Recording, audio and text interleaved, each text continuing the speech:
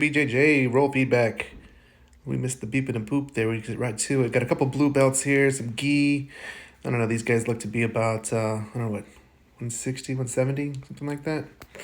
This is a feedback from a Redditor. Thank you for posting. And so we got a lot of like hand fighting. I feel like the guy in the much lighter white gi is has a wrestling background.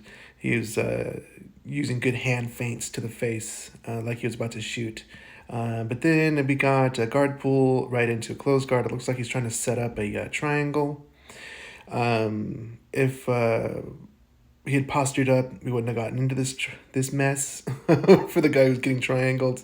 So he's got the triangle locked up, and looks like he was going to try to extend the arm out for arm bar or something like that. And so he's holding on the head. That could be working. He's going to try to pass the hand over. I like that. I like that. So for defense, stacking is great here. Stacking, putting pressure on them to kind of squish them. For the guy working the triangle, I might be looking to try to push the arm over to get that frame off of my hip. The best way to do that is to lift your hips up like that, where he's doing just a moment ago. He was lifting his hips up. He should do that, lift the hips up, and that will remove the valley that the arm and forearm are resting in on your hip level, and then you'll be able to push it across that way. But right now he's stacking really well for defense. This is good. I feel like if he continues stacking, he'll be able to get out, and he does. So he's out. Okay, so now we're going to back up. Okay, I don't know. I mean, I feel like if I'd gotten out, I'd immediately just started trying to squish him, but it looks like this guy probably likes to wrestle, likes to do takedowns, so he wants him pulling back in there. Yeah, there you go. So he's going to go for a single. He's driving.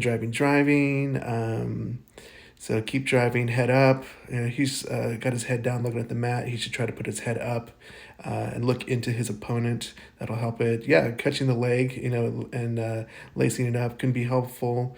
Putting your head in the hole and driving is also good. Wrestling technique, look up that. So it looks like he's gotten his takedown.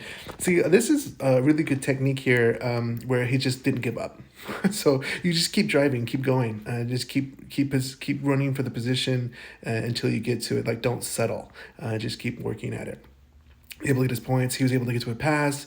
Now he's in north-south, and say guy on bottom should be looking to try to get out of this north-south position. I like extending my arms out by posting on their hips and getting long and then pendulum sweeping. But now it looks like he's in side control, and in which case my recommendation, instead of having that high knee up to the inside, I would say turn into your opponent and put that knee flat on the mat, so that way you can try to sneak it underneath his knee or in between his hip or something, and then look to try to connect your knee to your elbow.